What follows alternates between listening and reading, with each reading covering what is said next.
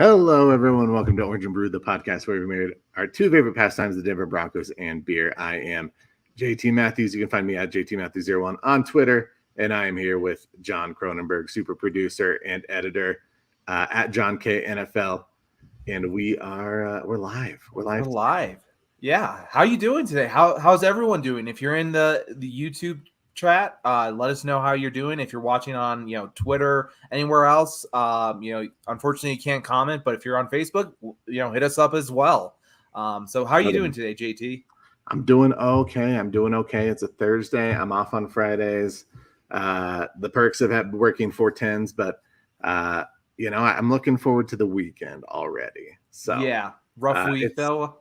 Yeah, it's been the last week or so has been extra busy. I am intentionally trying to do some self-work at the end of the day. Yeah. It's kind of exhausting, to be honest. I was saying to Doc the other day over text, I was like, I'm trying to do a lot more reflecting and looking inward, but it's a lot easier to just keep looking forward instead of looking backwards.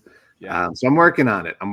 Self-care. I mean, that's hard with like football players. Like, hey, it's much easier to, let's focus on the next week. Let's not look back at the film from last week kind of thing. And it's something you kind of have to dive into, and you have to look at what you did and kind of do an analysis and see where you end up kind of going in the future. Yeah. I mean, I think it's for the better at the end of the day. It's a little exhausting right now, but we will get through it. How are you doing, man? I'm doing real well. I mean, college football season's coming up here real soon. Week 0, which is always fun, just to get rolling. But also, we had a football game already in the NFL. That's huge. And now we're one day away from the Broncos getting on the field again. So I'm very excited. It's kind of that itch has been scratched when it comes to football a little bit, and it's just been fun going to camp. Got sunburned. You can't like complain about being sunburned though while you were watching the Broncos. It's just one of those things you take with a little bit of pride, I guess. Yeah, of course. You just you own it, and it's like a battle scar. You're like, hey, I went to camp and got the sunburn, and that means I'm cool. So hi. I don't know how to say this. Beast. Bawana Beast. That was my old handle, if you kind of remember. The old time. So that was just me kind of saying, it was a comic book character, and I just chose it because it was kind of catchy. So I went with that. Yeah. Well, let's get into some Broncos talk. Let's do it. I will say we missed the Doc today. Doc had some stuff going on, so he will not be joining us today. But John and I are going to hold it down. We're going to get you some Broncos news. And let's start with a little bit of troubling news, which is Broncos tackle Mike McGlinchey sustained an injury in camp. It appears that it's a knee sprain. He will be out. Hey, Crush. Just want to say, Crush. He'll be out until Doc. What's up, Doc? He'll be out and probably until week 1 at least. Yeah. Obviously that's a big blow to this offensive line. This is someone we're looking forward to seeing in action in the preseason, getting caught up and up to speed, so to speak. But at the end of the day, we're thankful it wasn't more serious. Yeah, I think that sprained knee you worry about. You just worry about getting healthy for week 1. The thing that you miss out on is obviously having those guys gel as 5 as 1. You want that to happen for these guys to become that unit as a single unit. But until then, we know how good Fleming is at coming in and for fill-in roles whenever it need be. And until that time, that's where the Broncos are going to have to focus. But I think the biggest thing that's going to be missing are those reps of, just getting used to those nonverbal signals, just things that you get used to when I do give you this look, all of a sudden this is going to be a stunt. You just kind of have those nonverbal cues that you develop over camp, and it really just is going to hurt that. And but at the same time, I don't think you can develop those kind of cues without actual live 100% football. Yeah. So again, if you're going at 80%, like most linemen kind of have to do, where you kind of a little patty cake, a little pop here and there, I think it's one of those things where it's going to be hard anyway to get gelling. So it does take a few weeks for that line to come together anyway. Yeah, no, I mean, live reps are going to be the most important thing. Right. Yeah, bringing back Fleming, like Jolene says, it was huge. It was something that I was a proponent of. I think a lot of us were. I think we all wanted it from the beginning, Yeah, and it happened the timing the way it should have. He was kind of a second, free agent tier, and that's how it happened. He got what he was due, and I think that was great. totally. And it gives you some depth, which is something that we've been lacking on this offensive line for quite a few years. Someone that you feel good about plugging in that was here last year. And for all of the disaster that last year had, he was kind of a bright spot, Yeah, especially in the running game, and McGlinchey, that's kind of his calling card too, is being able to clear up lanes. And so I think that, you have kind of a prototypical tackle to fill in for McGlinchey in the meantime. And someone that you feel okay about moving into the regular season if it takes a little extra time to get healthy. Yeah, of course. And I think Doc is bringing up a good point here. Your boy Isaiah Prince looked good stepping up in for Bowles and McGlinchey. Yeah, I mean, he's looked good. Fleming kind of has been working on the side at this point, which, there's no rush with Fleming. He knows what he's doing. He's a veteran. We talked about this a little before. Why rush it back? So give Prince some of those looks. Let him see that. I find that to be just smart football play and smart coaching, honestly. Yeah, no, I think it is smart. And again, a guy you can just plug in, and he knows the details of the job. It is interesting though. I think that with a new offensive system, it'll be interesting to see how quick this line gels, especially with some of the injuries and the sustained time that's been missed. But I've heard positive things. I personally haven't been able to get it up to camp, and so I'm gonna kick it to you, John, to kind of give us your observations. But I think that this line, I'm optimistic that we will see some growth that we didn't see last year. I think the coaching is already better, and I'll be interested to see them get out on the field and prove it. Yeah, I just want to get to Jolene's question real quickly. Do we think Prince makes the 53-man roster? And at this point, with the way I'm seeing things, it seems like he's kind of the guy behind Fleming. Mm-hmm. And I think you need someone that can kind of step in, and Fleming can be that swing guy. So Isaiah Prince steps in at right tackle if there's an injury, and then Fleming can move over to left tackle and be that swing guy. So again, I think at this time right now, I'd have him making the roster. What about you? Yeah, I think so. I think, he's got some versatility. So I think you hold on to him for that. You play him on either side if we need to. Obviously it's not ideal, but in a pinch, that's kind of the thought. Yeah. Yeah. You need the versatility on the line. So I think you hold on. Unless you really trust Quinn Bailey and to be that guard tackle swing there. Yeah. Otherwise I see him making this roster though still. Yeah, I would agree. Yeah. But when it comes to camp and Doc agrees, he's going to make this roster. So we're all in agreement, which is great. Yeah. But it's nice that we can agree. Well, hey, Jolene, do you think he makes the roster? Let us know real quick if you can get in there real quickly. And hey, as well as Crush, let us know. Do you think he's going to make the roster since you're in here as well? Because I care what you guys think and what you've been able to see as well. Besides that, at camp, I have to admit I was a little disappointed with the punt returning I saw yesterday. A lot of muffed punts from Hinton and from Mims. And that was a little surprising for me. I understand that it came out of not from a punter as leg. It came from a jug machine. So it comes out differently. And it was more of a real deep pass. But, for me, it was just a little bit disappointing to see that kind of result as they were kind of focusing on that yesterday.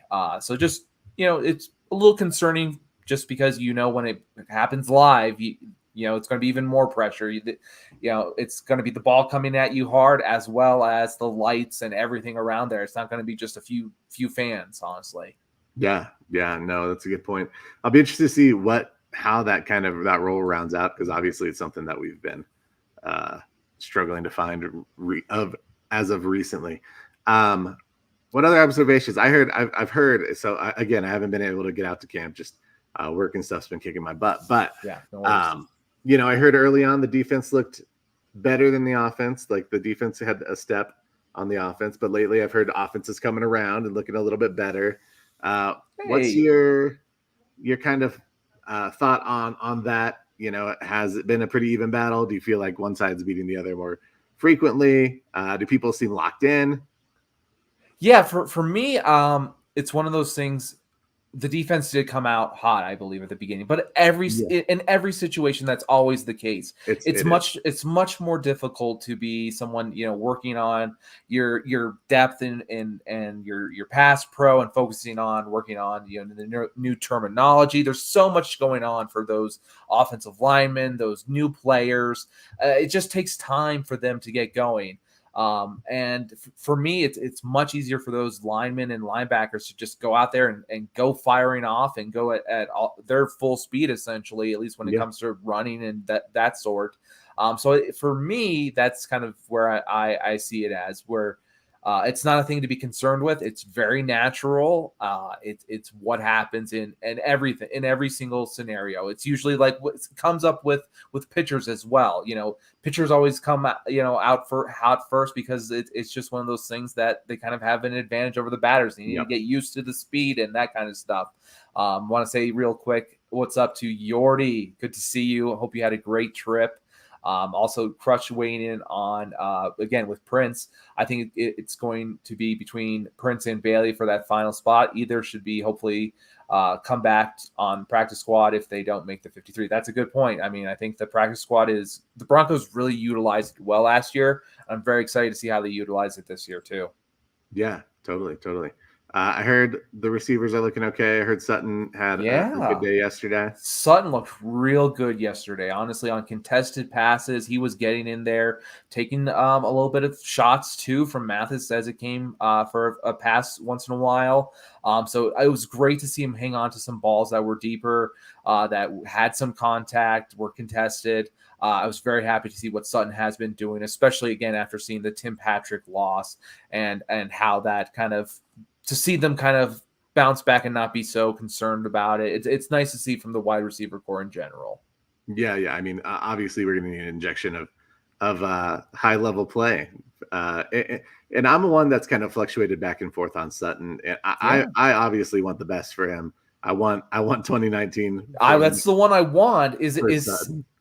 Am I seeing that 2019 form? That was a real special form that I was seeing. I mean, it was something special, but it was young, and I saw a development coming kind of thing. I think what we're going to see is a more developed Courtland Sutton, to be honest. I think we're going to see those shorter intermediate routes, him being able to complete and feel more comfortable on his routes there as well. So very excited for that. And I think we can expect Courtland Sutton back to 2019 form with a little bit of, different stuff to be added in there that went away. Yeah. No, that's exciting. And like I said, we need a shot of playmaking. We need kind of shot in the arm as far as versatility with this receiver group, some ability to stretch the field a little bit. Stop it. I like it. I think that I'm optimistic for Courtland. Obviously we've seen him do it. It's just a matter of, there's a lot that goes into it. Obviously, a quarterback matters, like Jolene mentioned. It's really true. Even last year, I felt like he underachieved a little bit, but I'm willing to concede that, quarterback situation has been shaky at best. So I'm interested. I'm excited to see under the new offense with the new regime, how that looks. If he feels more empowered to go out and catch. Just a shot at you. That's just a shot at you. That's just a shot at you. Completely derailed me. No, it's okay. No, just I want to see him do it at a high level again. I think he'll have opportunity. As much as I hate to see Tim Patrick going down, this is an opportunity for Sutton to go out and cement himself as the number 2 guy, potentially even number 1. If be that number 1 guy, be that Pro Bowler guy that everyone expected him to be that special Y guy who can make catches on players, make Ward look silly in Cleveland, that kind of stuff. That's what I'm looking forward to, and we hope to get that back. And we got a question here from Carolyn. Is Peyton playing all the starters tomorrow? And this one I'm not 100% sure on. Again, this is something we can talk about with a concern about Arizona and their field. But I'm not sure if I want all of our starters to be playing. There's concerns with the field. We just saw Marlon Mack went down with an Achilles tear, I believe. Wasn't that correct? I believe so, yeah. Yeah. So there's some concerns with the field. So I'm not really sure I want all the starters to be out there, honestly. Like if Randy Gregory gets out there, I'm just a little bit nervous. Like I want him to have solid footing. I saw him working his calf the other day. Again, felt like they were working it just naturally to keep it healthy, but it's one of those things where, I worry about that. So I'm not sure on the exact plan. Maybe maybe Cam could fill us in, someone else, one of our viewers, but I don't see all the starters playing officially tomorrow. I think it's going to be based on who needs it, essentially, who needs that work. Yeah, I haven't heard officially either. I would assume that there will be some reps for some of the guys. But, again, and we'll get into it more after beer time about the preseason game. But, like with the field and the shape that it is and all the things we've heard about that Arizona field, I also wouldn't be surprised if they just decided to hold back. If they said, all right, week one, let's get guys in there that need the reps, that we need to kind of suss through the depth chart with. And week two, we'll get our starters out there and give them some significant playing time under better conditions. The last thing you want is any injury during the preseason or training camp, which I think we've already had a good deal around the league. There's been some pretty major injuries that have shaken things up a little bit. So it's hard to say. I think we'll just have to, unless we get a presser or something where he says definitely. Yeah. And I think we just got to tune in and see. But I think regardless, the reps are going to be meaningful for someone, and that's the excitement of right. I mean, no matter what, again, I expect there to be the corners out there because, I don't see Riley Moss isn't going to be playing. I don't think at all, obviously, with him being injured, those kind of things where, they're going to have to be a lot of depth guys otherwise. That's how I see it. Yeah, let's talk about... and she agrees. We don't need no starters out there, and I 100% agree. We don't need them out there. It's dangerous. I think it's really one of those things. And even Cam right here again saying, just please don't play Javonte. And that's one where again that knee, everything. We just want him to get to the season. I don't need to see him, going through the holes or anything like that. Like I trust them. If the medical team. If they say he's good to go, he's good to go. Let him get the mental reps. Get P. Ryan out there. Let's see some of those third guys. Let's see if Batty's going to be the third guy. Those kind of things I'm up for seeing. But I think everybody is in agreement there that we don't need to see anything like that. It'd be scary. The only thing I would counter that is we had a coaching regime last season that didn't play any starters, and especially key starters in the preseason. And I do feel like it mattered. It did. It did. I felt like the level of competition was down last year. I feel like when we got to the regular season, there was not a ton of comfortability with that system. I'm not saying that the preseason is the only time where you get live reps to get that going. Like I think that you can do that in practice and with good coaching. But I think the counter would be we avoided playing starters in preseason. So maybe we need to get them extra reps so we feel better. But I think that's more of a what's the word I'm looking for? Just a preference from coaching. Standpoint, right? Like, how we feel about it doesn't dictate what's going to happen. But I could see, the opposite argument being like, let's get those guys reps. Yeah. And Julian saying there's 2 more preseason games. Wait till you're on a good surface. Game 3 will be at home. I'm seeing it as, hey, at the week 2 of the preseason, at least, that's when you go ahead and do those kind of moves. Week 3 of the preseason, you kind of wrap it up. And it's good to have those 2 preseason games be actually away, honestly, because that just means we have 1 more game at home. So I like that, honestly. Just want to say real quickly, hey to D-Rock, hey, fellas in chat. but I might have missed this. But can you all discuss how horrendous Arizona field is? We have discussed that. It's kind of been the hot topic here, and it's been a concern. I'll just say that everyone is concerned about it.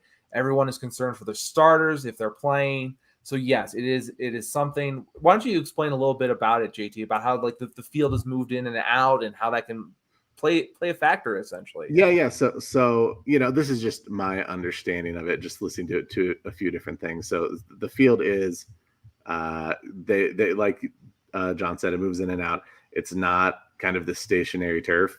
And it can get really uneven, and it can create some bad footing for the players. Like John said earlier, Mac tore his Achilles. Speculation is that because of the field and turf situation, that was a contributing factor. It was a pretty basic receiving play that he went out to catch a ball. Yeah.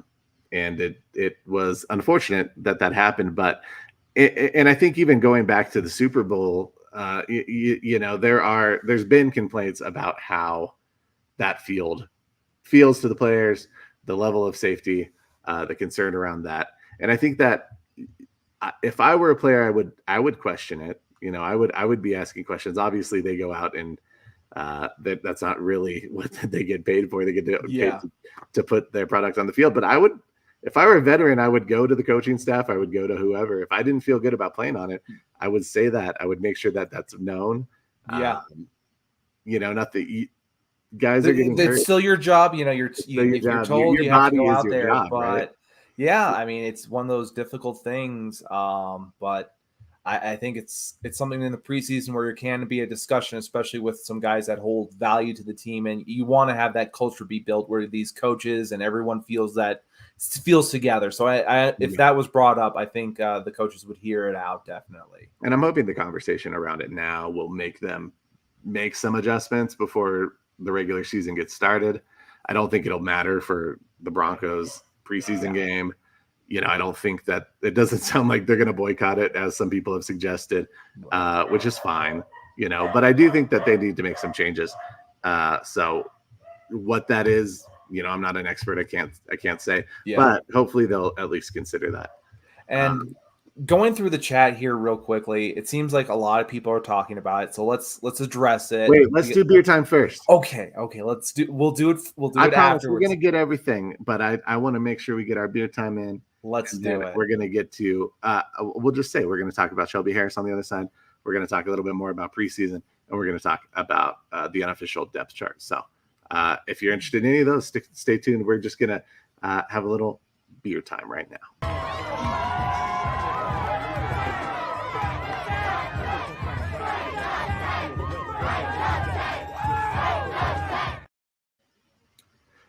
It's beer time, and I think it's going to be a simple one today. Doc's not here. I had an old standby in my refrigerator, so I decided to grab it today. Something I've had before. It's not. Let's hear about it, because we're waiting to have some that we all three have, and that's what I have. So we'll wait till then to get them all done at once, and that'll be exciting to do. But until then, let me hear what you have. Until then, I have 90 shilling. It's a staple kind of beer. If you're a beer drinker, you probably have had this one. It's Odell Brewing Company. One of my favorites. Love Odell. Not typically my go-to 90 shilling. I used to like kind of your more malty, darker beers back in the day. I've kind of moved away from those. But 90 shilling's still solid. It's still a solid one. It's one I'll go to if I'm in a mood. And I'll just read it. It's a fun little blurb. It says, name for the Scottish tax on high-quality beer, 90 shilling, is a medium-bodied amber ale with a distinct burnished copper color and a deeply pleasant aroma. We think you'll find our flagship ale brilliantly refreshing and worth every shilling. Again, it's one of their flagships, like it says. One of those. Odell, thank you, Cam. It's great. I love Odell.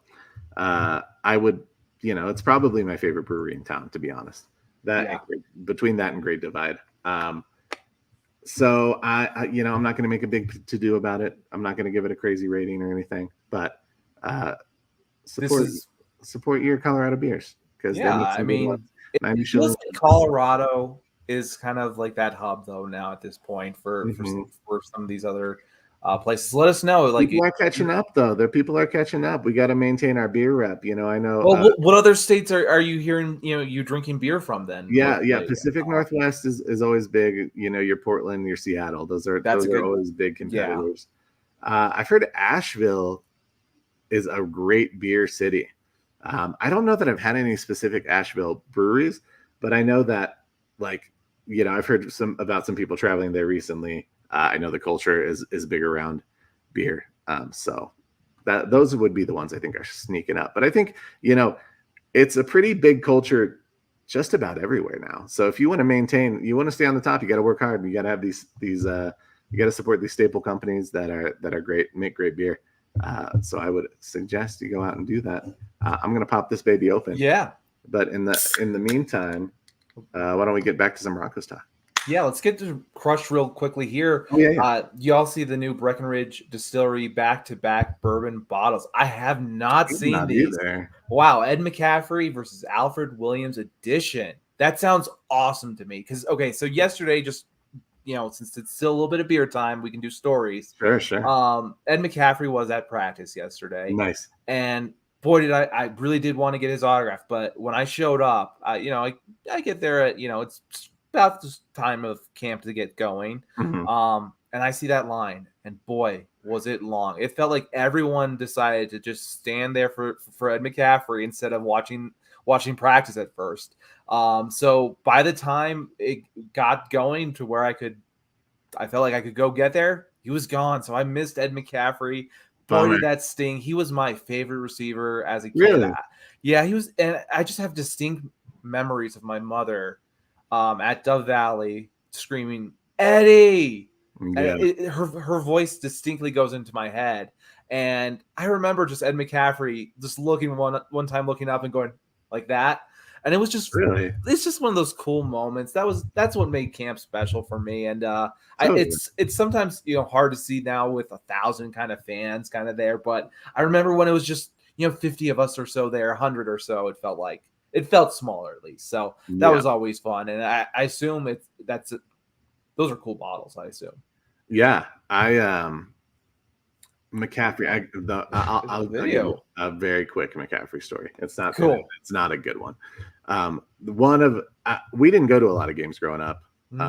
You know, we watched at home. We didn't necessarily have a bunch of money to go out, but one of the first games I went to was the game that Ed McCaffrey broke his leg in 2001, and I remember very distinctly. And being so disappointed and so upset. I mean, I think it was a season opener, maybe. I have to be honest. Wasn't that right before September 11th, like the day before? No. Yeah, it was, or maybe that's kind of why it really was memorable to me because it was against New York Giants, and that was a. Ooh, that's not that one is not a good memory. It's not a great one to have for Ed McCaffrey because he's done so many cool things. Him and his wife and his kids. Sure. Honestly, his wife and him. His wife was a swimmer, so I think I've told this story before. But they used to support a bunch of local swim teams. So seeing them support those local swim teams, they would sign autographs on swim caps of your team, and everyone would bid on it. Loved it. It was just awesome. That is awesome. That's really cool. Well, let's jump back into some Broncos time. Yeah, let's do that. But yeah, they won't sell those in Texas. Just finishing up our kind of like a little bit behind. We got the Breck Vodka has a commemoration edition for the new snowcap helmet. Did not know that. Everyone is, you know, taking advantage of it, and hey, why not? It's good stuff to show off, and it looks pretty sweet. It sounds like. So I know we're a little bit behind on the chat. Don't worry. But let's get back into normal things. And now back to your regularly scheduled program. All right. Before we get into the preseason, let's talk about Shelby Harris. Oh boy. Let's talk about his new contract. Yordi, you know it, man. He has the face that I think I had with the Cleveland Browns. 5.25 million. And I think there's a lot to talk to around this. There's a history, yes, a positive and negative history around Shelby Harris with the Denver Broncos. More negative with Shelby and ownership than anything else. In the front office staff. Yeah. I guess, the question is, do we feel like the money was appropriate? And do we feel like the Broncos were even in the ballpark?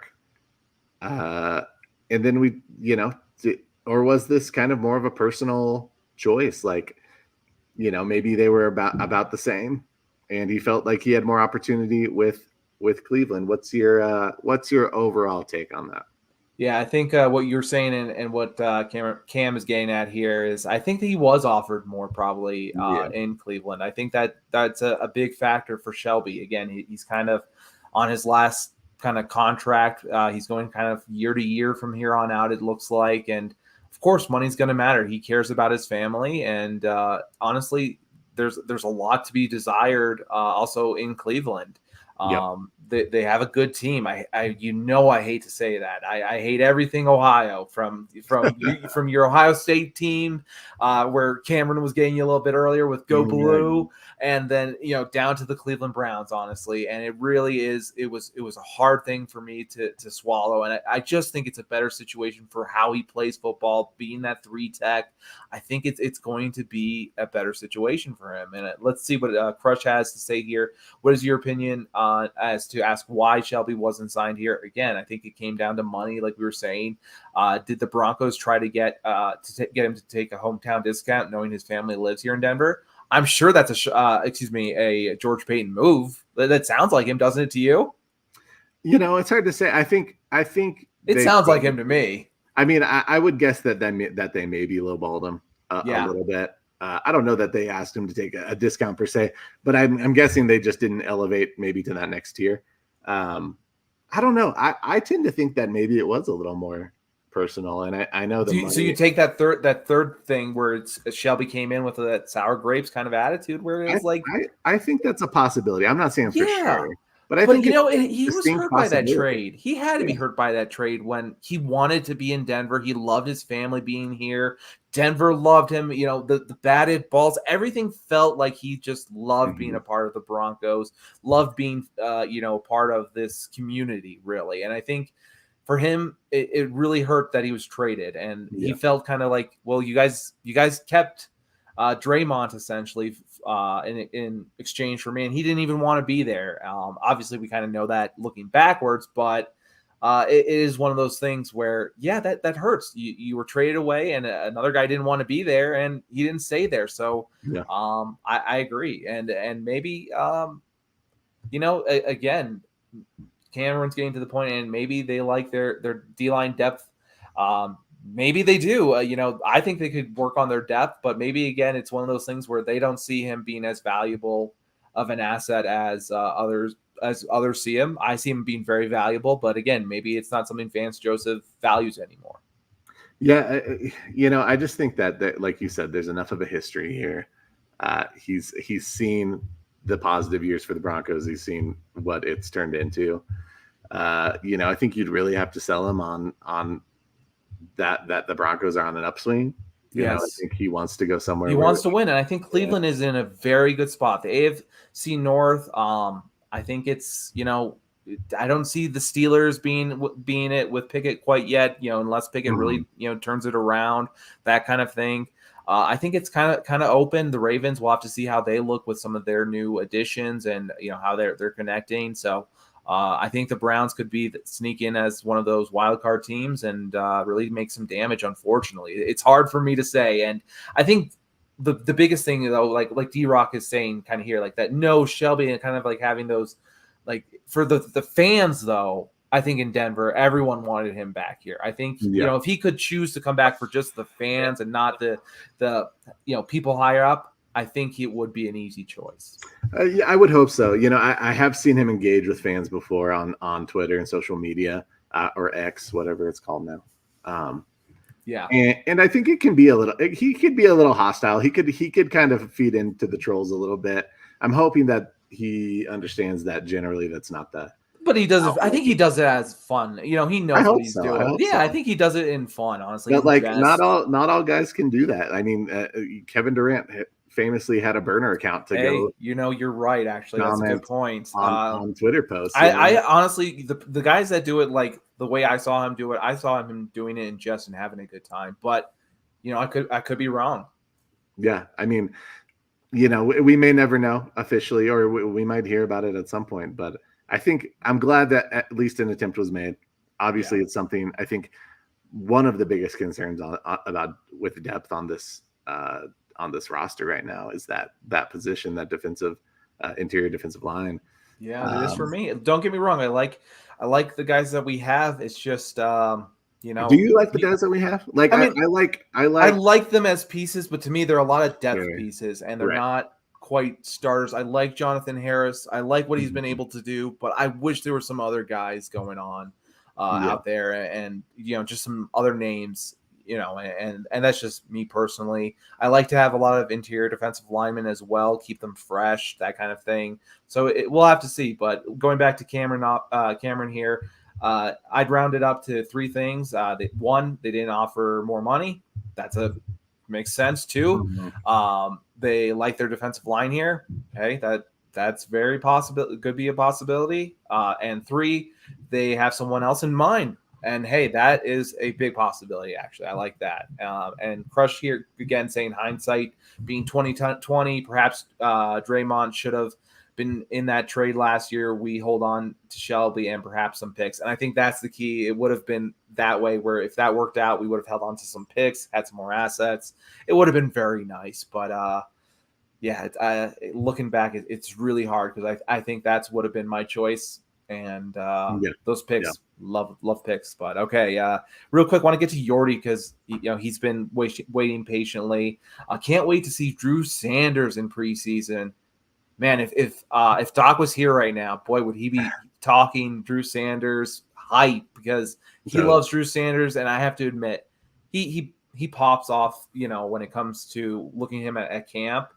Boy, does he just stand out compared to some of the other guys. I don't know why. I mean, you think Josie Jewell, like these guys are big, he just stands a little bit taller, seems a little bit bigger, has a little bit more pop. I don't know what it is, but man, it's exciting, and you should be excited to see him, Yordi. It's going to be a very, very good experience, I think, and he should get his chance to shine, and I hope to see it. I hope to see him brought in some blitz packages to kind of show that, hey, maybe that's how we get pressure up the A gap instead of maybe some natural defensive line kind of pressure with Shelby Harris. Maybe you go back to that kind of Alexander Johnson kind of mold where you bring in those guys and they go ahead and solidify that A gap and let Josie Jewell or whoever you have, Alex Singleton, kind of take care of the rest there. So I think you should be excited, Yordi, and I can't wait to see him as well. Yeah. Let's jump into a little bit of preseason talk and a little bit of the Broncos' unofficial depth chart, because I think, we've talked a little bit about the preseason game and kind of our expectations. I think the overwhelming response is let's hold off on playing the starters, or at least some key starters, guys that are returning from injuries like Javonte. I am interested to see what the game plan is going into the preseason clash. I wanted it to be more. I wanted to get eyes on starters, and we may. Who knows? I mean, eventual starters. That's how I can look at it. We down the line. Yeah. I guess if we talk about the depth chart and kind of people moving up and down that. Who really could benefit from getting some reps in this upcoming preseason game? Who's someone that you're going to be keeping an eye on? Let's assume that, at least the vast majority of starters probably aren't going to get much run. Who are you kind of keeping eyes on to see how they progress or battle for a roster spot? Yeah, it's going to be pretty obvious with me. I think, again, it's going to be those three centers, seeing where they're going to be at with Alex Forsythe, Luke Wattenberg, and Kyle Fuller. It will be interesting to see, again, where they have those guys playing, who's going to be at guard first, who's going to be center first, and, is Forsythe even thought of as a guard at all? Right. So that's where I'm going to be looking at to see how that kind of is the plan, what they're going to do there. But I'm really, really interested to see what Luke Wattenberg can bring. Honestly, I've been really hard on him for a long time since he's essentially been drafted here. I'm going to let him play and let his play speak for himself. I'm not going to be hard on him. I'm just going to watch him play and be open. So for me, that's what I'm excited to see and be a little bit more open to. I have to be more open to some of these players. That's something that I've gotten into in the past where I just immediately kind of dog a player and I keep them in that doghouse. And so that's something for me, at least. Yeah, no, I think it'll be interesting that second wave of offensive line, I think is. Yeah. Who do you have though? Outside of that, you mean? Yeah. Do you have the centers as well? Is that number one for you? And if not, what is that for you? I don't know that I have a strong number one. I would say I'm interested to see how the receivers shake out after Mims, basically. Yeah, of course. And there's some Brandon guys. Johnson, we'll see. He's not out there, so that gives other guys opportunities. And hey, that's the big thing again compared to last year. Competition, it was at least being allowed in camp, so I'm not as worried about if they don't get reps in preseason. At least they're allowing more competition in camp, so I'm not as worried. Right, exactly. I feel similarly. I don't think that these are going to make or break guys necessarily, especially the first game of preseason. But I'm interested to see where Kendall Hinton gets in there. What they're having him do. It sounds like he's been returning some punts, or at least out there with those guys. Guys like Jalen Virgil that I think have some good upsides. Guys like Montrell Washington who have a lot to prove that people were excited about though when he came in. Where does Marquez Callaway fit in all of this? Weirdly, on this depth chart, they have him at like wide receiver 6. So I was interested to see that. I don't know. Like, I'm not putting a ton again. It's an unofficial one. I don't know if it's an unofficial one posted on the website. Yeah, but it's on the Broncos website. So people are looking at it at the very least. So I'll be interested to see how that shakes out. I would assume that Callaway is probably going to be your 3 or 4, your wide receiver 3 or 4. Yeah. But they've got some guys ahead of him on the depth chart, including Brandon Johnson and Kendall Hinton. So what are their feelings and thoughts about these guys? Why did they put them on here like this? I'll be interested to kind of see when they get put out there, how that kind of reflects how it matches up with this. Yeah. Outside of that, I think we talked about it a little bit pre-show. The tight end room. Yeah, everyone was hitting that up earlier. We'll get back to that because Jolene was going at it earlier. Could Albert O return to 2019 form too? Yeah, no. I mean, no. I would love it. I would. I mean, what is 2019 form? Really though, what is that? Just someone we were excited about with potential, and that's fair. That's fair. I mean, so I'm sorry, he just never turned out to what we had in our vision. You're already here, Albert O. Looks like he's on his way out. It really does look that way. In camp, I've been looking for him to make some kind of amazing play. They're throwing him a ball in the end zone. Just it's not connecting, and it's very difficult to kind of see that. And I think again, Cameron was saying I would like to add something. He had Lance on last night, Lance Sanderson on. Oh yeah. So don't be surprised if Albert O plays a lot. I mean, he has to play. The Broncos probably want to try to trade him, or at least see can he add something to the receiver core, the tight end. Where can he add value in any way? It's about, like he said, it's about advertising him for another team essentially. Because I don't see him being a practice squad player. I don't see that happening. And again, he has no trade value. I think a lot of people are saying that. And you've got some guys that were brought in, Troutman, Manhurts. These are guys that have reps. Mm-hmm. They're not the receivers, at least the gifted receivers that Albert Okwuegbunam has been or has shown that he can be. But it's one of those names, man. A lot of us worked so hard. I mean, to get that name, and in terms of pronouncing it, I'm saying. So it's like we're losing all that work, and Uzurike, we're losing that work. You never know. We're losing our hard work of these enunciations. God. If he lands somewhere else, though, maybe we'll still be saying his name. You never know. Yeah. And I'll bring up a few more. Some of them were mentioned in the chat as well. I think the running back, kind of how that all parcels out is really interesting. They've got Tyler Batty, number 3, Tony Jones 4, Jaleel McLaughlin 5. But obviously there's gonna be some guys that aren't going to make this team, especially from that position. So I'll be interested to see kind of who takes over that running back 3 spot specifically. Yes, that's going to be fun. I like McLaughlin, but again, like I said, I haven't really been able to be out in camp to keep eyes on him. But I like his tools. I like what he can bring, that kind of change of pace. But yeah, McLaughlin versus Batty is going to be, or Beatty. I always say Batty. Is it Batty? It's Batty, yeah. Okay, that's what I thought. Yeah, I think watching the both of them, they've been pretty impressive in camp, to be honest. And this is going to be hard to choose between the two. Yeah. I think this is where you could say, hey, both had some versatility and speed, and maybe you can work them into special teams, and you can say, hey, let's bring 4 guys in. Just because they have been so impressive. That would be a hard decision to make right now. And honestly, I want to go real quickly to Yordi's player of choice here. Sure. PJ, I'm going to say his name wrong because Cam had me on mainly Broncos, and we called him PJ Mustafire. And I keep thinking of Mustafire from Star Wars. And Mustafir. Okay, he's a big man. He's a big man from Penn State. I'm excited about him.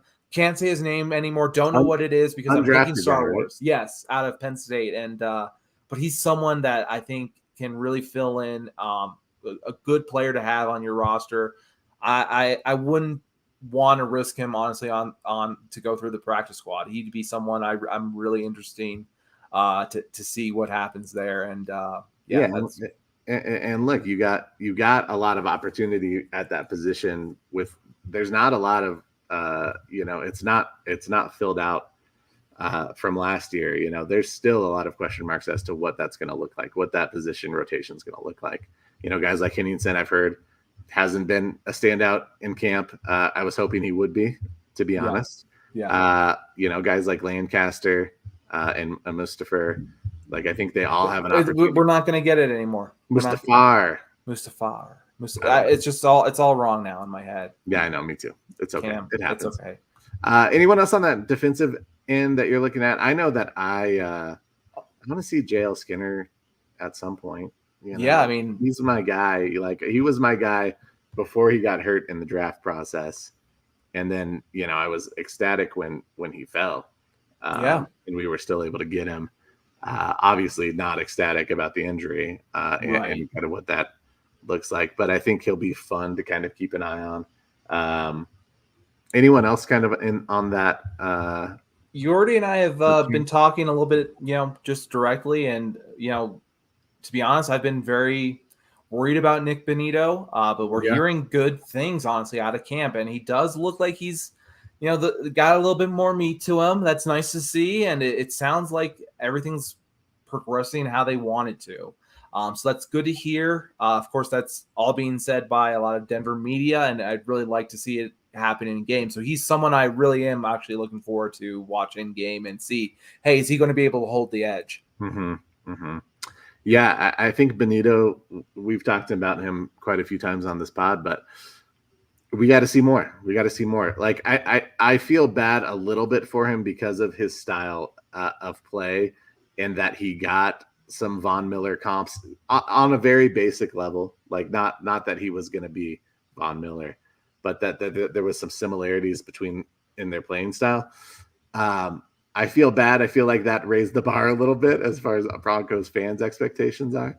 Yeah. So I'd like to see him be successful. All these guys want to be successful. Yeah, I mean, I there's think no we one can't we're rooting overstate against. that. Yeah, we're not rooting against any of these guys. Whoever goes in and earns it deserves it. Right. I think the question that's just leads us to our winning more, and that's all we want. Honestly, right. I mean, we don't have the luxury to be able to pick and choose who we want and don't want to win positions, right? Like there's obviously guys that are going to stand out. Your Pat Surtain, he's going to be there. Your Justin Simmons, he's going to be there. Russ is going to be there. Jerry Jeudy's going to be there as long as they're healthy.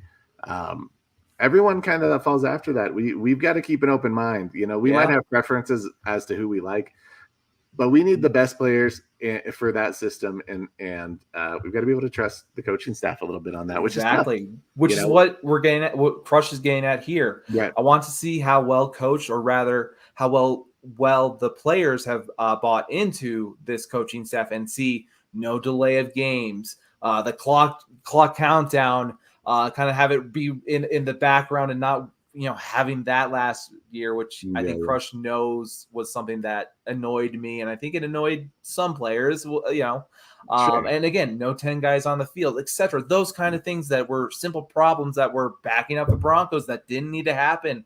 And you're having your fans kind of get aggravated in the stadium, in your own stadium. You can't have that. So that is something to watch as well, making sure there's no mixed signals. They have good communication. I agree. And that's to your point as well. You were saying, JT. Mm-hmm.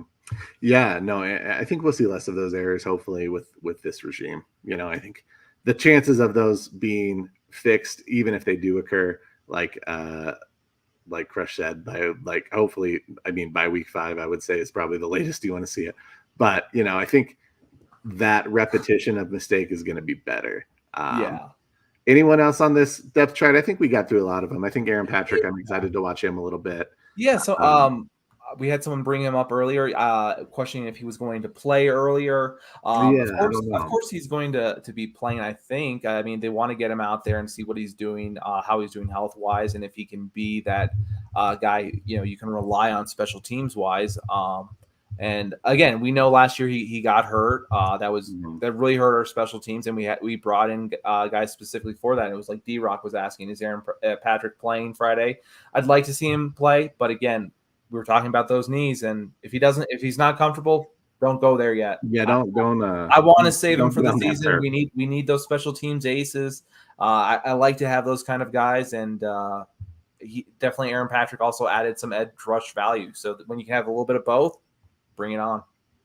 Yeah, and I think I don't know the state of it, but I know that he was involved in kind of a lawsuit against those artificial fields. So it wouldn't surprise me if he decided to opt out. Even if thank you. Was yes, that would make sense legally and just as a player, like in life. Yes, I would guess he probably won't be out there, but that's not to say that I know for sure. So keep an eye out for it. Last one, I'd say I'm excited to kind of see the competition as far as depth goes with the cornerbacks. Obviously, we know our 1, 2, and 3. Our Pat Surtain, Damari Mathis, K'Wan Williams are going to be your kind of key first guys. I'm excited to kind of see Sangbasi get back into the mix potentially. Obviously, Riley Moss will have to wait on. Guys like Faion Hicks, Art Green, Fabian Moreau, Tremont Smith. I think guys that have a lot of skill, a lot of nice. They do a lot of different things well, but I'm interested to kind of see the development of that group specifically, because that's one that I still don't really feel great about, to be honest. I'm going to be interested to see how these kickers handle the field, honestly, too. That's true. Like, hey, that's one position where I'm comfortable saying, let's put the kickers out there. Let's see how they handle different footing. This is where you want to see kickers in some different situations and see what they can do. That's the only thing I can think of when it comes to, hey, that's a good thing for the field. Maybe a little bit of thought of it being good. Yeah. Well, I think we've hit just about everything today, so we're gonna call it here. Thank you so much, chat. You were great today. We appreciate all the interaction. It was a lot of fun. Hopefully we can do the same thing, be live next week. That's the plan. At the very least, things happen, but our plan is to be live and with you guys. So we always want to engage with you guys. We always want to talk to you guys. And you can always reach out to us at orange_and_brew on Instagram, and I'm still calling it Twitter. We're not calling it X or whatever the idea is. It's Twitter. It's Twitter. We tweet. I don't know what you do when you send a tweet on X. I don't know what that right. So I'm just going to call it Twitter for now. But yeah, I mean, engage with us. Send us beer recommendations. Let's talk about football. And we'll have Doc back next week. So we'll have the whole gang together at the very least, and we'll get to try a new beer, which I'm always excited about. But thank you guys. We appreciate you. Be kind to one another. Be safe out there, and go Broncos. Go Broncos. Even when you feel low, you can still go. Even when you feel slow, you can still go. Even when there's no hope, you can still go. I never answer to no, man, I still go. Go, go.